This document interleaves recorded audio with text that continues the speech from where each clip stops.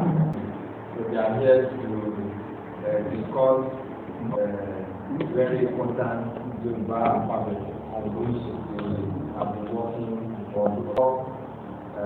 We spend borrowing. I would like to first introduce the management staff of this ministry.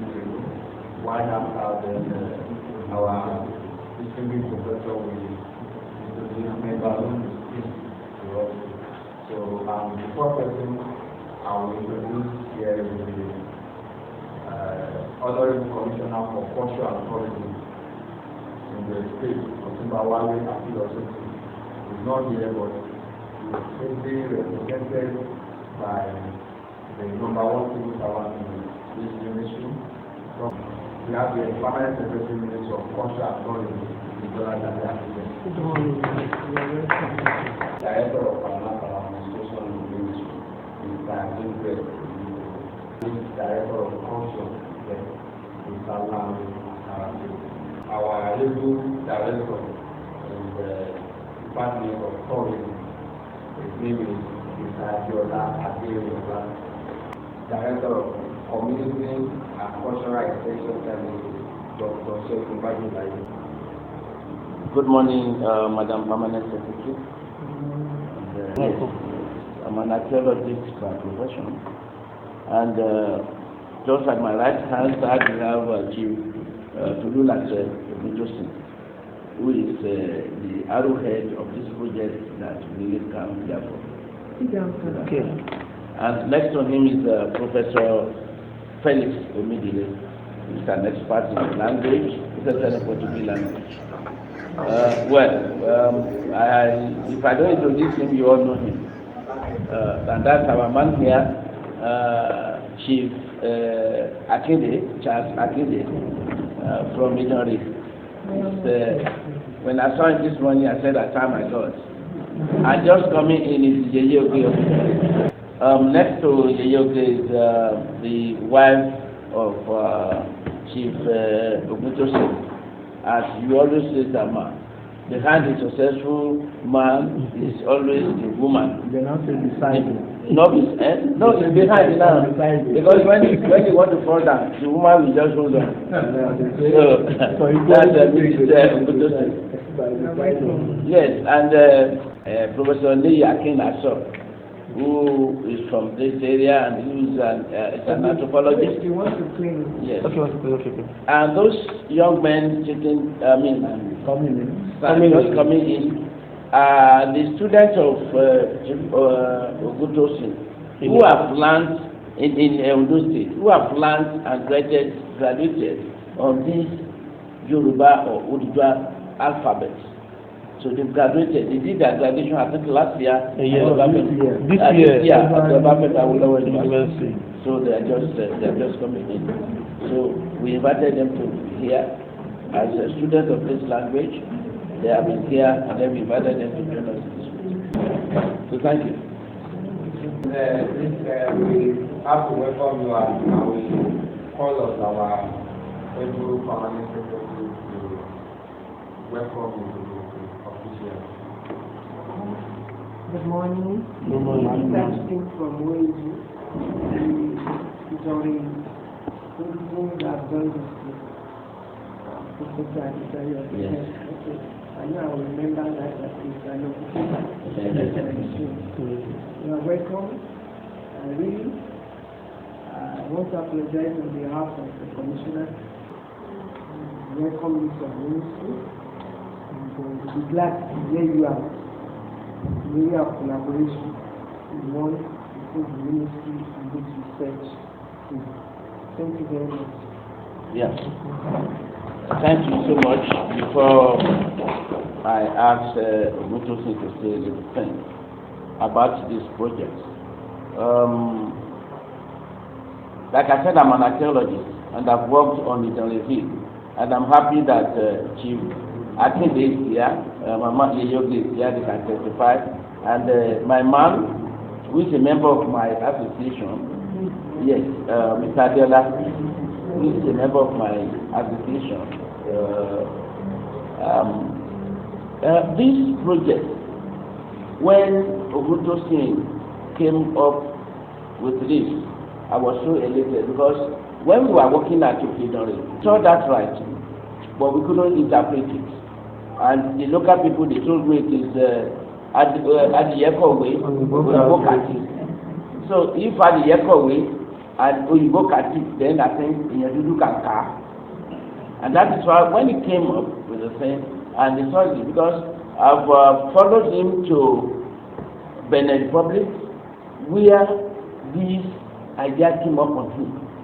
So when he told me about this, and we've been looking back, they've been training some students on it. And when he now told me that the Idanre Hill, they've discovered it and they were able to interpret that, wow, this is a great thing for Africa. This is a great thing for Nigeria, for Yoruba, and for the people of Ondo State. Because it's going to be the first time in South Africa where we'll be able to interpret the writing on our rocks, the writing of the African writings. Because the Yoruba people will say we don't have our own history because it's not written down. But we always argue with them that yes, they write it in their brain. It may not be on paper. But now we see that they've been writing. Maybe we did not discover it long time ago, and we are kept on this. And that's the purpose of this. That this has come. We need one to research on it. We need to expose it to the whole world. That yes, we've discovered ourselves. We need to translate it into economic gain for the people of Ondo State, which is the area of tourism, which is the area of attracting funds to the state. Because they always tell us that we don't have our science, but we have our science. Yes. It's because we've not been proven to them that we have our science. Our science attempt is better than their own. And that is why we need the ministry to understand this and to support this and to go on with this. And that's why this discovery, to me, a millennium discovery, which we need to look into, examine it, do more research on it, try to see how we can, maybe there are still lots of it in the place, maybe there is a lot of it on some other objects. So, and that was why we decided, okay, fine, since he has linked up with the ministry, we have to come, we are ready to do the work. We are ready to expose this to the whole world, and let the world see what is coming out to us and being discovered in the State. So thank you. So Mr. Commissioner, we explain this. You want to add something? Okay. Yes. Yes. It's the arrowhead, which briefly, for you to understand what this means, how it comes about.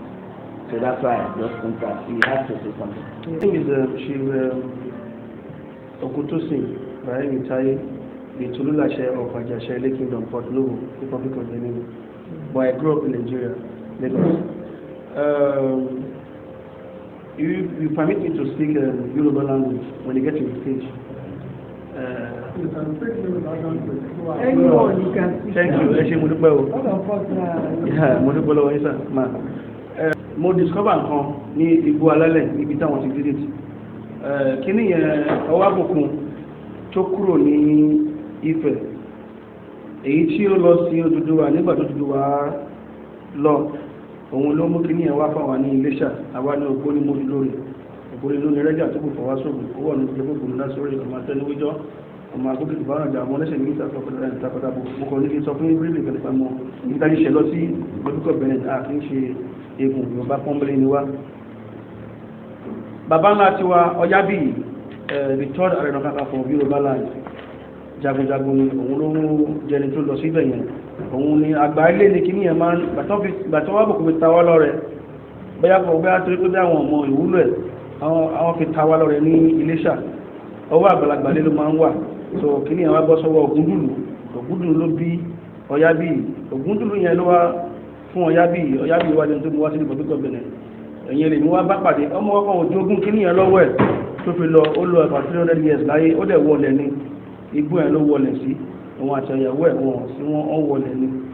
So ìtọ́ ẹ̀ àwọn òyìnbó púpọ̀ wá ìtàn ẹ̀wà sí ọ̀dọ̀ alóhùn yẹn kí ló ṣẹlẹ̀ ní pé kí ní ẹ̀lẹ́ ní wá bá pàdé ní 2011 ló di ohun tó gbé mi lọ sí ojú àlà ẹ̀tọ́ pọ̀ láàrin yẹn kí n gbé púpùpù ojú àlà ló fi fi alifábẹ́ẹ̀tì yìí hàn mí lójijì bọ̀ lára kí ní yẹn aríbíábí mẹ́ta mẹ́rin márùn ní ààrẹ ó ní egun mẹ́ta ọ̀nà ẹ̀wà ṣoṣo ó ní ọ̀ráùn lẹ́yìn bí kọjọ́lé ìmú so ìgbà tí mo ń ṣàlàyé fáwọn èèyàn wọ́n ní kó báyà ohun tó máa attach mọ́ arrow tó máa bí ọfà báyà wọn ni I don't know but nǹkan agbára ni because ìwà tí ní ẹwù pẹ̀lú mi ó jẹ́ nǹkan tó lágbára díẹ̀ so that alphabet ṣe wá ní 2011 mi ò ṣe ọkọ lórí ẹ̀ títí di 2016 ṣọba oníkò ìyá alájàṣe tí lájàṣe lé Port Novo àwọn náà ní pé ní tó ń ṣe nígbà yẹn àlá mo máa ń wà kárí lẹ́wẹ̀ inú palace gan máa pọ̀tẹ̀ sùn lọ mo ti lọ ń kọ́ àwọn èèyàn ní àyè bájí ogbè so 2016 yẹn 2015 náà fún mi ní sounded ẹgẹ́tẹ̀ nísìnyí so ó jẹ́ di ohun tó yẹ pé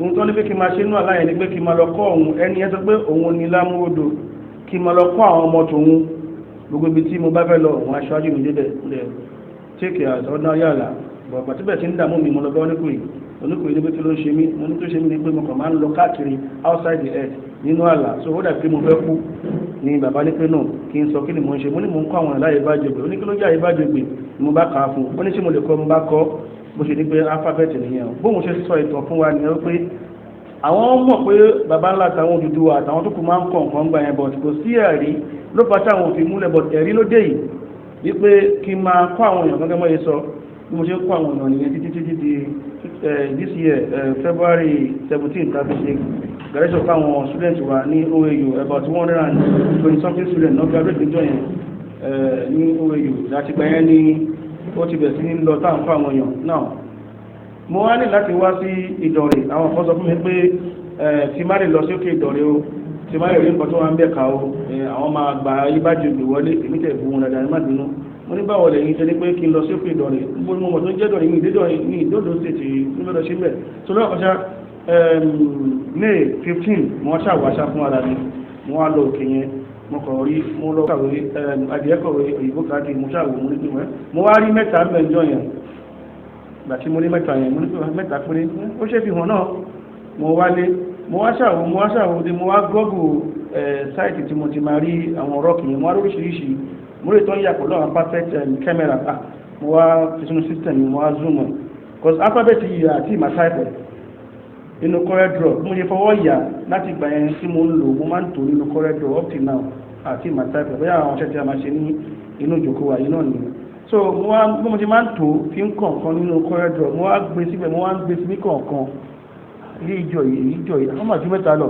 wọ́n máa ti ń lọ sórí mẹ́wàá bí mo ṣe tó tán mo ṣe di pé the first one communicate ó sọ pé ìkìlọ̀ ni mí the second one will communicate mo sáré lọ bá minister of interior Rauf Adesoji Aregbesola ló máa ń ti wà lẹ́yìn lórí àwọn project yìí mo lọ bá onígbà kí ni ọ̀dà pé ó ti ń jọra wọn ó ké jọrẹ yẹn ó lóun mọ̀ òun ti débẹ̀ rí bọ̀ tó mú kan gbogbo ẹ̀ ráhùn mo ní apáta tó pọ̀ òyìnbó kàwé adìyẹ kàwé òyìnbó kàtì yẹn mo máa ti ká ọ ní kí ló sọ mọ́ ní pé nǹkan tó sọ nìyẹn wọ́n ní pé kí n lọ sí ìlú Ìdànrè yàtọ̀ pé n tó mú bàbá wa fi join ìwà náà ní true Aregbesola so ni mo ṣáà lọ bá àwọn kábíyèsí mo sọ nǹkan tí mo rí kábíyèsí wa ló wá ń sọ wípé èkejì yẹn tí mo ní pé òun ní nípa yẹn o wípé ó mèkè ọ̀rọ̀ ní ìlú Ìdànrè so ibi tá a rí gé nìyẹn wípé ó ṣe ṣe pé alphabet yẹn bàbá yẹn fi kọ kíní ẹ̀ nígbà yẹn tó òun ní àwọn bàbá wa ní pé aláti ṣe perfect work lórí ẹ̀ láti fi hàn ayé pé àwọn bàbá wa ti ń kọ̀ọ̀kan thousands years ago ní pé àwọn ìbòdé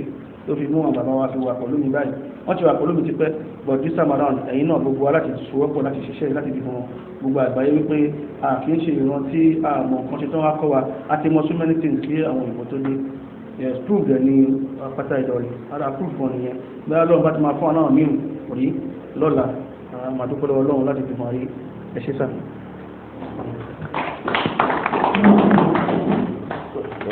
Maybe allow Chikapede briefly. I know you are. The more we hear from you, the more we understand. Oh, I'm happy then. Chief. Yeah.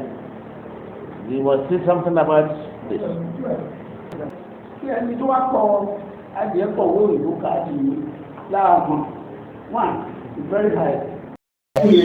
There are sort of varieties. So we have to find out what the family will come. owó àwọn fámìlì òkèèrè náà ní ọmọ fámìlì tó jẹ́ pé wọ́n pàdé òkèèrè jẹ́ ìgbà náà ń bọ̀ nísàlẹ̀ àmọ́ pé àtúmọ̀ padà lọ síbẹ̀ tó ń ká ní bá ń jáde bàbá ẹ̀ tó ń jáde bàbá ẹ̀ òkèèrè lọ ó já ní tó àpò ìpapọ̀ mọ̀ ìgbà ẹ̀sọ́ àtẹ̀rẹ̀ tó jẹ́ pé ilé ìgbà tí bàbá ẹ̀ ló mú ìsọ̀kalẹ̀ tó lé rẹ̀ tó sọ̀rọ̀ so ó lè máa ṣe ní very happy àsìgbọ̀n rẹ̀ sọ fẹ́ bí ìgbìmọ̀ ìgbà tí kò tọ́jú sọ fẹ́ bí ìgbìmọ̀ ìgbà tí kò tọ́jú I'm very happy that this thing is available and you're ready to support. Thank you very much.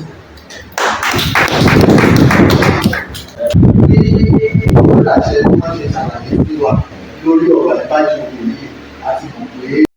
So àkọsílẹ̀ ṣe pàtàkì fún ẹni ìran láti gbàgbọ́ pé wọ́n kó wa lẹ́rú wọ́n colonize wa wọ́n ṣe gbogbo ẹ̀ torí pé kò sí àkọsílẹ̀ sábà lákọsílẹ̀ lónìí ní tí ó yẹ kí wọ́n san fún wa tí wọ́n jẹ wá wọ́n ṣe kékeré tó ẹ̀ kágbà sí láti máa rí nǹkan àgbà lọ́wọ́ wa. So ká dúpẹ́ lọ́wọ́ àwọn arìnrìnàmọ̀jà akọ́mọ nípa ojú àlá tí wọ́n jẹ́ kí irú àwọn Tolulase kí wọ́n ti kọ́ra ibi tí kìíní wà níbi tó ṣe sí.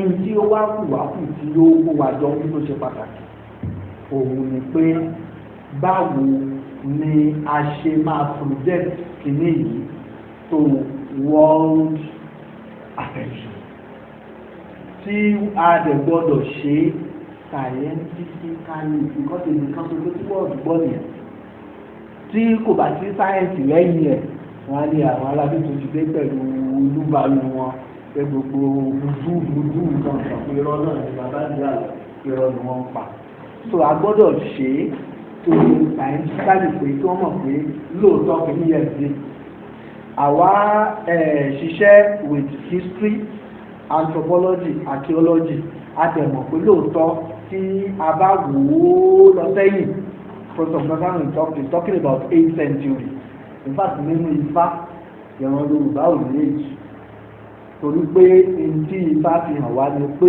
ìran Yorùbá predate even the dating itself because we are still using Western dating ṣe bí àti consciousness wọ́n dé wọ́n bẹ̀rẹ̀ sí dé but we have been dating before consciousness that they know so tí àdára nǹkan tí a máa fi lè go back to that náà làwọn nǹkan kéékèèké tí wọ́n fi hàn wáyé àwa gbọ́dọ̀ wí díẹ̀ ibẹ̀ ní iṣẹ́ àwọn awúlẹ̀wútàn ti wá àwọn archaeologists so nígbà tí Tolulase sọ pé Minister of Interior wọ́n wà interested wọ́n dẹ̀ gbọ́dọ̀ wà interested because ara àwọn nǹkan tí ó lè project Nigeria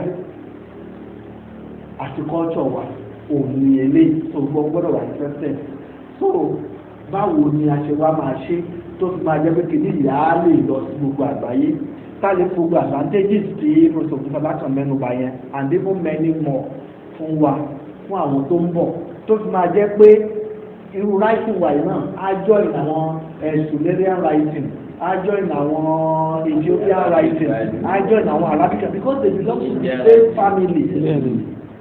Tí ẹ bá mú láti inú Ifá láti orí èjì ogbè lórí òfin méjì èèpà odò àti ọwọ́ ọ̀tún ni wọ́n ti ń kọ́ lọ́wọ́ òsì tẹ bá mú Sumeric writing ọwọ́ ọ̀tún ni wọ́n ti ń kọ́ wá sọ́wọ́ òsì tí ẹ bá mú Arabic ọwọ́ ọ̀tún ni wọ́n ti ń kọ́ wá sọ́wọ́ òsì so gbogbo àwọn deep thought traditional writing bí ó ṣe rí nìyẹn so àwa làwọn máa wá project ẹ̀bẹ̀ volume ó tún ṣe pàtàkì pé àkànlí ẹyọ kan wọ́n á sọ pé àwọn òkè ẹ̀rí ọ̀rọ̀ méjì ẹ̀rí lẹ́tà márùn-ún ìlókù nǹkan nítorí ẹ̀ ni wọ́n ṣe pè ní alphabet Yorùbá sọ fún mi pé a combination of finite letters tá a lè fi kọ infinite text so àwọn infinite text wa náà làwọn gbọ́dọ̀ wà jáde nísìnyí a máa rí nínú orí a máa rí nínú orí a máa rí lára àwọn aṣọ àwọn ìyá wọn a máa rí lára gbogbo àwọn kíní nǹkan ọ̀ṣọ́ wọn tí wọ́n ṣe ó wà lára flesh àwọn èèyàn gbogbo sọpá sọ kíní kan tá a lè gbogbo ẹ̀ wà ń bẹ̀ a gbọ́dọ̀ wádìí ẹ̀ ká sì jáde káwọn èèyàn lè rí so ìyẹn ni iṣẹ́ tí Professor Oguntosin kan tí wọ́n mẹ́nu bà ibi tó sì ti kan ministry nìyẹn torí pé tẹ́lifíṣì yìí ni àwọn alálẹ̀ sọ pé kíkìní ìkó wà tí a ti rí eléyìí tá a rí ó pọ̀ káàkiri onílé Ifẹ̀ náà bẹ́ẹ̀ bá dé ilé olórogbo ẹ máa bá àwọn inscriptions ńbẹ̀ bẹ́ẹ̀ dé tí ọba lùkùn ẹ máa bá ńbẹ̀ bẹ́ẹ̀ dé igbódi òní ilé Odùduwà ẹ máa bá inscriptions ńbẹ̀ ọ̀pọ̀ ọ̀ràn mìíràn obelisk yẹn láti ìjọ iná gbogbo ẹ̀ wà ńbẹ̀ gbogbo ẹ̀ la gbọ́dọ̀ púpọ̀ ìyẹn ni bibliography ti wà tí a máa lè gbé hàn gbogbo ayé pé this is who we have been. We have always been before you reinvented us. Táwa náà sì gbà out of ignorance. So iṣẹ́ tó wà lọ́wọ́ wa nìyẹn. Wọ́n á wúlẹ̀, wọ́n á gòkè, wọ́n á ṣèkìlì, wọ́n á dẹ̀gbà ọgbẹ̀, wọ́n á kó jọ. Àwa máa wá tó pọ̀ òfin rẹ́ńkì bí tẹ́ẹ̀sì ṣe sọ. A gbọ́dọ̀ tó pọ̀ kó make sense ibẹ̀ ní sáyẹ́ǹsì yẹn ti wá. So iṣẹ́ tàbí láti wá ṣe ìrìn bẹ́ẹ̀ lọ. Bàbá ṣe, a máa invite àwọn ènìyàn from other places.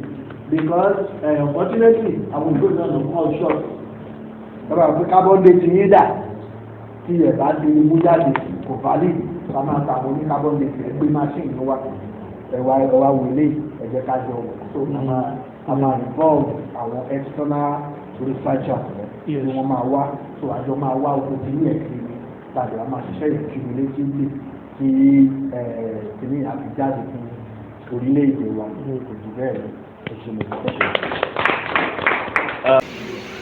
Tí a bá wo nǹkan tí àwọn ọ̀rọ̀ á sọ̀rọ̀ àwọn ilé ọgbà ìdáàbò sí kò sí ọ̀nà kẹ́kẹ́ tá a lè gbà bí pé kí Yorùbá ṣe àwọn ọ̀nà báwo la ti fẹ́ ṣe àwọn ọ̀nà bí pé bàbá wa ti fẹ́ sọ̀rọ̀ àkíní tó lọ́wọ́ kò sábà pé kán láàlá kẹ́lẹ̀ rí àwọn òbí báwo la ti fẹ́ ṣe àtìlẹ́yìn gbogbo nàìjíríà nítorí tí a bá wo kankan a rí bí ẹ̀sìn wàhálà tí ẹ̀sìn dá sílẹ̀ ní ilẹ̀ Yorùbá pàápàá ní ọdún Nàìjíríà lápapọ̀ ó lágbára ẹ̀sìn wo lẹ́ni ẹ̀sìn mùsùlùmí àti kírísítẹ́nì èyí tí wọ́n wá ní ìlú mùsùlùmí ó yẹ kó ẹ̀kọ́ tó bá fún àgbàdà pẹ̀lú àwọn ọ̀rọ̀ tá a ti gbọ́ tẹ́lẹ̀ pé láwọn bí bàbá Odùduwà ìtàn Yorùbá ṣe gbé wá tó wá láti Mọ́kà táwọn kan sọ pé no táwọn kan sọ pé láwọn bí ó tẹ́lẹ̀ òwúrọ̀ àti àwọn àpáńtẹ̀ pẹ̀lú òwúrọ̀ ní láwọn ìyẹn bàbá Abraham tí wọ́n gbé gbà yẹn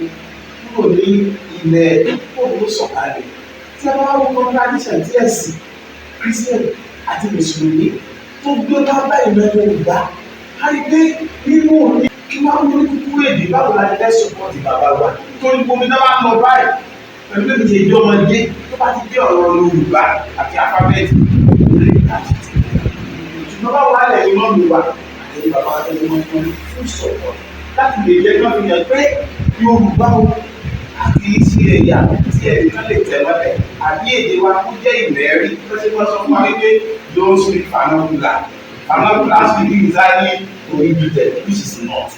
báwo la ti fẹ́ fi àwọn ọ̀dọ́ wọ̀nyẹn pé bí nǹkan tá à ń ṣe yìí o wọ́n ní ọmọ tó bá gbàgbé ilé kó sọ àpòyàbọ̀ àwa ọ̀dọ́ tá a wá sí àti rẹ́ẹ̀dì láti jẹ́ kó yé wọn wípé àpòyàyẹ wà ó fẹ́ ilé wa àwọn ògbàgbé ìran wa àfẹ́ padà sílẹ̀ ó jẹ́ àwọn ọ̀rẹ́ ilé tó fẹ́ sọ sísà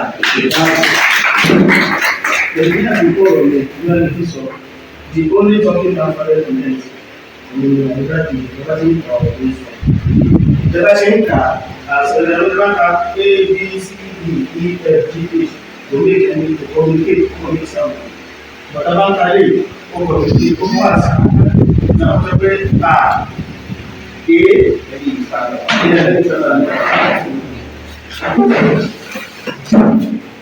tí ẹ bá wò a dé bá jì ó gbè ayébájòjò tó sọ ní wípé kò sí ojú ifá tó lè gbé ìjòjò ó ń kọ́ wa lẹ́kọ̀ọ́ nìyẹn wípé ẹjọ́ gbé owó ní bàbá ifá ó kọ́ wa lẹ́kọ̀ọ́ nìyẹn but the spiritual meaning tí wọ́n bá àṣẹ mi ní wípé alphabet ní pé tá bá ti ń lo òun kò sí ọ̀nà tó máa bá ọmọ lágbàáyé láti the spiritual meaning tàbí tá bá ti ń lo òun kò sí ọ̀nà tó máa bá ọmọ lágbàáyé pé àwọn ọmọ wa máa ṣe àwọn nǹkan tí apá àwọn ìwé ò lè kà through this alphabet yẹn pé àwọn ọlọ́run bá máa sọ àwọn inspiration ńláńlá kalẹ̀ ìta ìbájú pé meaning spiritually náà ó wá tẹ̀síwájú pé d fa ti ẹ̀ d fa ti ẹ̀ tó sọ ni pé ronú jinlẹ̀ nípa future ẹ̀, think deep about your future, ronú nípa àwọn tó fẹ́ ṣe láyé ní tí nípa tiẹ̀ sọ nìyẹn o, nípa tiẹ̀ ọ̀sọ́ pé kó lọ dífá lọ babaláwo, nípa tiẹ̀ think deep about your future. Ṣèpé tá a bá ń think deep nípa future,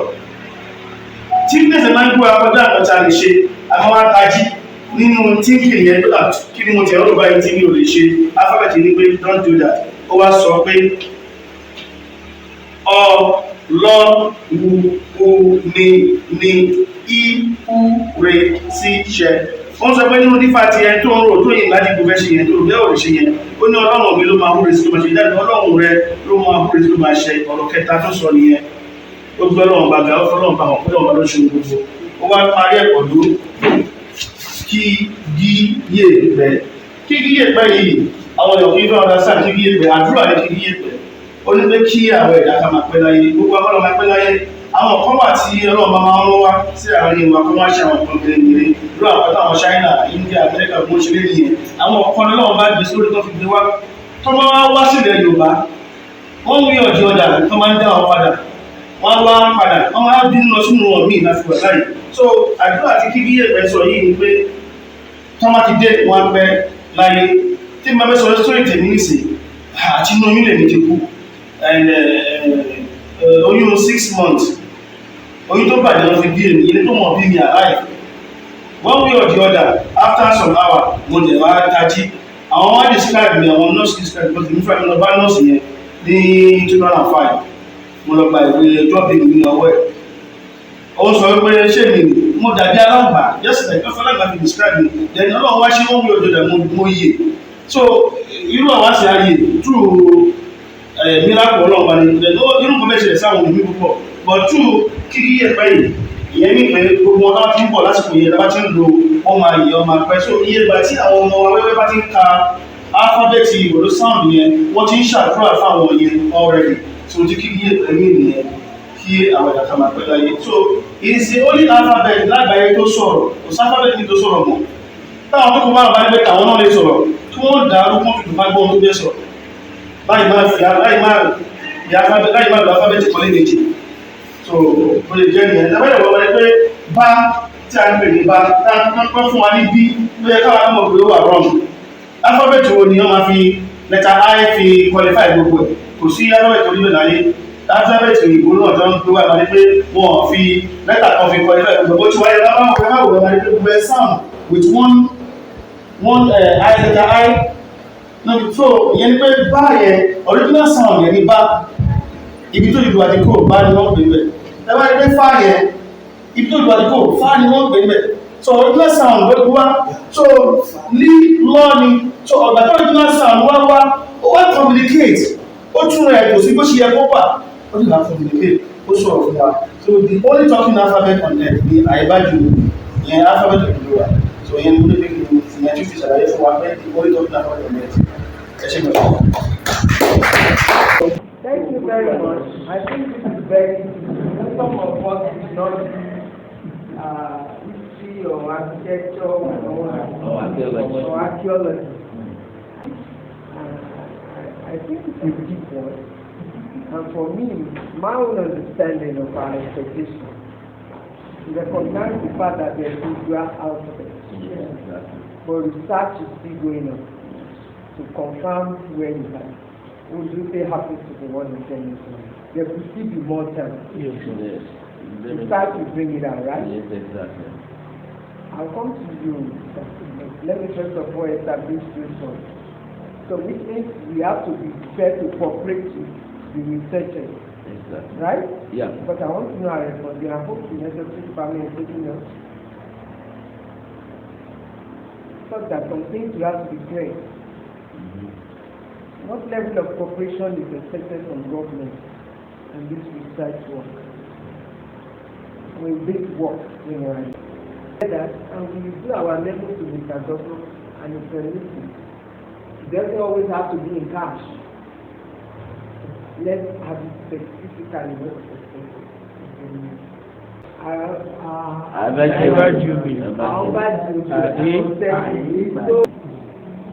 So really, if all this we want to do is going to work, I think so much still needs to be done politically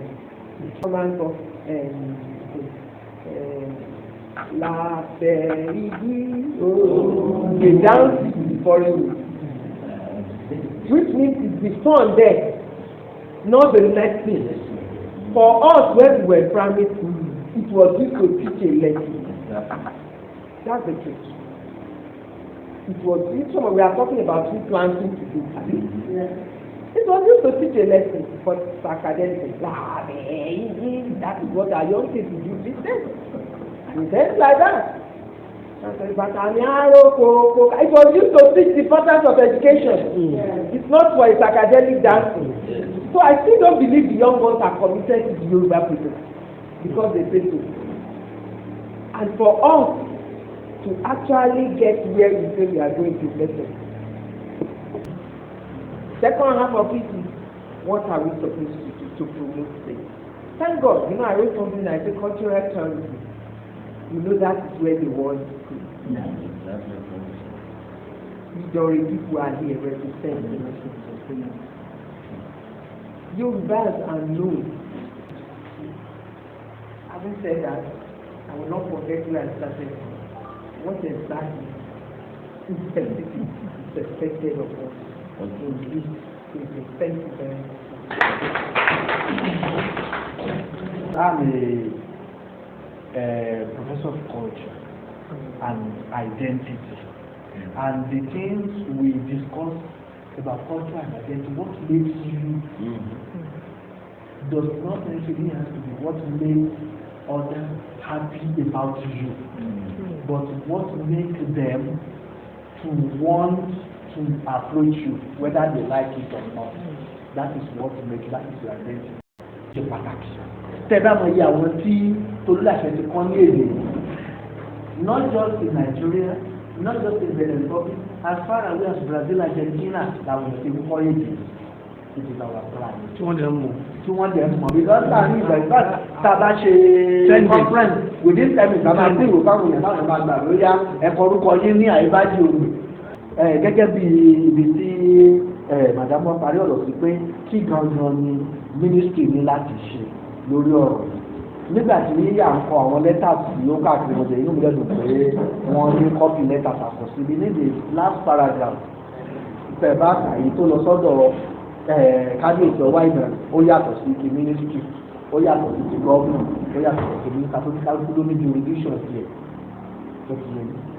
Gẹ́gẹ́ bá a ṣe sọ ní ayé àtijọ́ làwọn ọba ti láṣẹ lórí ilẹ̀ àti lórí gbogbo nǹkan ní ọba balẹ̀ lórí gbogbo ìrọ̀lá ló pa fún aláyé ètò ìgbà fún ọba nínú ìjọba ti gba gbogbo ẹ̀ lọ́wọ́ wọn.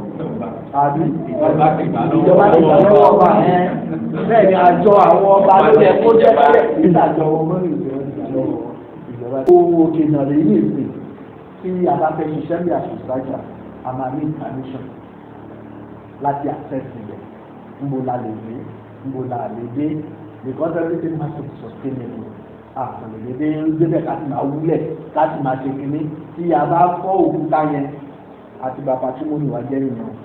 So gbogbo irú support tí yẹn á fi máa ṣe é ṣe ó wà lọ́wọ́ state government ó wà lọ́wọ́ ministry fún irú rẹ̀. Ẹ̀rẹ́ ìgbàdàn gbogbo ẹ̀ náà kọ́ lówó security náà rẹ̀ rẹ̀. Bí ìsájà bá lọ bẹ̀yẹn sábà kidnap rẹ̀ jẹun pé ọrùn ìjọba ni wọ́n náà kidnap rẹ̀. Orí òkè láti sọ fáà lọ yìí tí ilé ìlú tó gbé dàgbà lórí òkè kan tó ṣe ààrẹ náà. So àwọn irú enabling environment yẹn òun gbọ́dọ̀ ṣe pàtàkì. Then hospitality gẹ́gẹ́ bí ẹ̀yin náà ṣe sọ. Torí gbogbo wọn ni a máa lọ jókòó sí tá a máa observe àwọn festival wọn tá a máa gbọ́ orí orò tí wọ́n ń kọ. Nínú àwọn orí orò yẹn àwọn key wọ́n máa ń wà lẹ́ tí a máa fi mọ ìṣe àfilè fọlọ́ àwọn tó iṣẹ́ gidi ni nígbà yìí project by project máa ń span years ni catholic kan report ẹ̀ jáde pé yes a certify kìíní yìí o lóòótọ́ lórí bẹ́ẹ̀ so àwọn nǹkan bẹ́ẹ̀ yẹn ni ó jẹ́ ó wà ní ìkáwọ́ ministry torí pé ẹ̀yin náà ní supervisory agency ti mójútó gbogbo ibẹ̀ yẹn àti bẹ́ẹ̀ ṣe mójútó kọ́gùsì náà mójútó ìrìnàjò yẹn àti gbogbo other places tó bá ṣe. So àwọn nǹkan tí owó jẹ dandan ni of course within the research as researchers a máa ń ṣe project tabakọ project ẹ̀ jáde ó níbi tí budget wà tí gbogbo ẹ̀ tá a máa spell out of course ẹ̀yìn tó wá máa fún to be budget yẹn it depends on who is at the peak at the whatever tí ó máa decide so ìyẹn ni àwọn nǹkan tí akànnì àti dánwò pé that cooperation collaboration constant presence ti yín gangan bẹ̀ so ntí ànílò gan látọ̀dọ̀ nínú ẹ̀sìn ẹ̀yìn.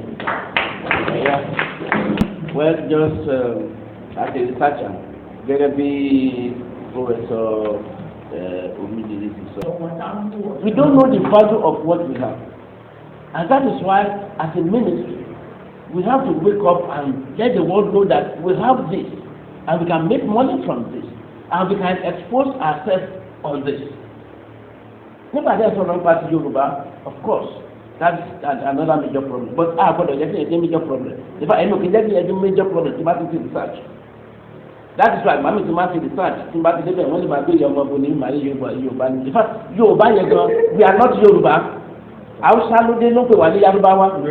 Tẹ́lẹ̀tẹ́lẹ̀ Ifẹ̀, Èkìtì, Ìdànrè, Èkìtì, Oǹdó, Ọ̀wọ̀. Wọ́n ti pè wá nìyẹn, wá ní àwọn ni. Ìgbà tí mo lọ sí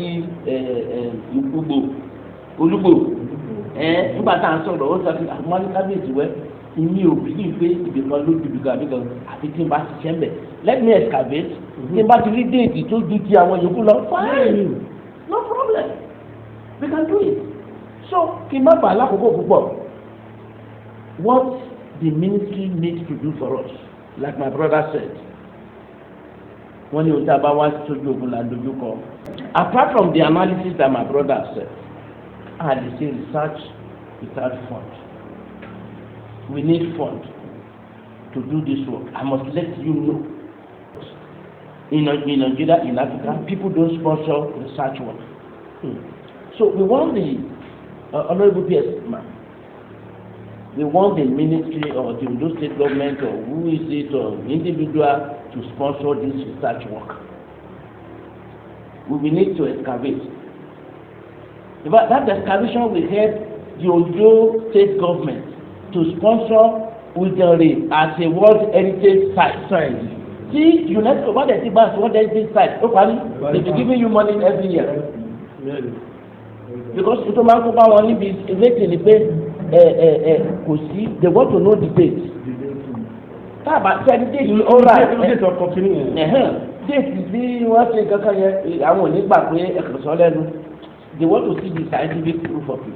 If it's our team come in, when we excavate, we will do it. And in our excavation, I think about the local critical being. So, the ministry, we need your assistance. We will need your permit, as my brother has said. We will need your support. Because there's nothing we can do in the place without the support of the government. What we do, we need something. Then, the language, my brother has said it, there's nothing difficult in language. So what now happened to us? They've overturned our brain. We are not thinking like the Igbo people. That's mentality. So, we need your support. Àwọn ibi láti yìí àti máa wá káàkiri ibi kan láti lé ní òkè Ìdànrè tààrò pé bẹ́ẹ̀ kan ló wà sí agbọ́dọ̀ tọ́ gbogbo àwọn òkúta yẹn lọ dáadáa and search for it and use our eyes that we see this one to identify others. We will need to go to Ile-Oluji. I know in Oluji there are a lot of rocks there to see if we can have it. By the time we carry out research work on this and expose this to the world, I bet you, if we're able to really work on this, the UNESCO will automatically accept Idanre as a UNESCO World Center. So we need your support on this, absolutely, because we don't have money. The researchers don't have money. Èmi àtàwé sí in February láti gba salary mọ́. So I cannot even be using our salary again because kò síbi táwa ń lọ mọ́ báyìí. Àti dé òpin iṣẹ́ wa, you can't be promoted again. Àbí bàbá, I cannot be promoted again. But so what I want now is to mentor those behind me, is to let those who doesn't know about our culture to know it, to let people who doesn't know about our history to know it, those who doesn't know about our technology to know it, that we have our technology before the coming of the Europeans, and that we have to promote it. We should abandon their own and promote our own. Yes. So, Madam PS, ma'am, I will want you to support us. Now that I know that you graduated from the school where I got my PhD, Unibadan. So when we say great Ibadan, I know that you are Ibadan. But great you are, it's not like a greatest Stephen. So we will need your support. We will still be meeting on this. This meeting is just to let people know what we have. Maybe by the meeting, because we have to go to Idanre Hill for us to understand this. Those of us are here. But madam, you will have to follow us to Idanre Hill.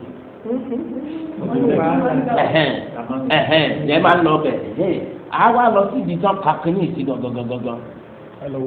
Ìgbà tá a bá lọ bẹ̀ tá a bá rí la máa mọ the difficult at the same. The Ondo State, you have gold. Wọ́n ní sáà ń wá lọ sí Sokoto, ó wà lápò Sokoto. Ǹjẹ́ ń wá lọ Sokoto, madam, is in your wrapper. Thank you so much. Àtọ̀rọ̀ nǹkan o, ìkéde sọ ni pé owó tó yẹ kẹ́ máa bá lórí ìlú yìí fún ọ̀tá rárá. To capitalize on that heritage. Kì í ṣe nǹkan tó ti gbọ́ rárá. Torí owó ni you will spend money there, but ẹ̀ka owó lè padà sí ìgbọ́dọ̀ mẹ́rin ọ̀gbọ́n ẹ̀sán fún kọmíṣánná rẹ̀. From if we bring one Oyibo from somewhere now as a developer, investor, to take over only for the next 50 years, will you be glad? So I will think we should come back when the commissioner is available so that we reopen the matter. I think so. Yes. I think the member of council and it would be good if such a matter is placed before, but I know that government is looking for the disaster. So if you already have something working, you can now get the map. Mr. Adeola, let's take a look into the commissioner for them. Okay, yes. That we don't shift from we've had a nice time discussing over this.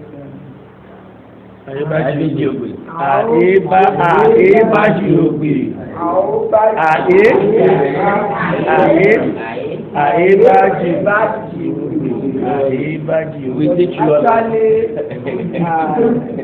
of education, yes. And interesting too. I know that this will not be the end of our discussion, but we will take your demand to the Honorable Commissioner. We still have to come back discussing. It's good that the community, is well represented here today, because the Commissioner will still have to meet with them, with the local government chairman, the carry but all of us are involved. Yes. There can be no security better than the one provided by the community. That's the truth. And then we will speak with the governor, with the commissioner, and so we can. Once again, I think we don't just speak the assignment of speech, rather than not fulfilling it. Thank you very much. Thank you. Merci beaucoup.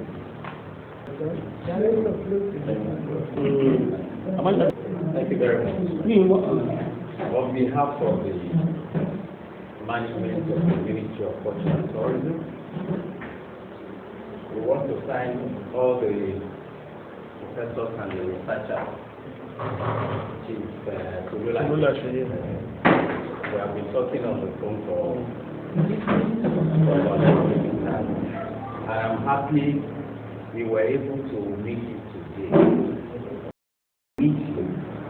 So know what exactly you are putting on the table and how the ministry and the Ondo State Government can find a way of collaborating with this group of researchers.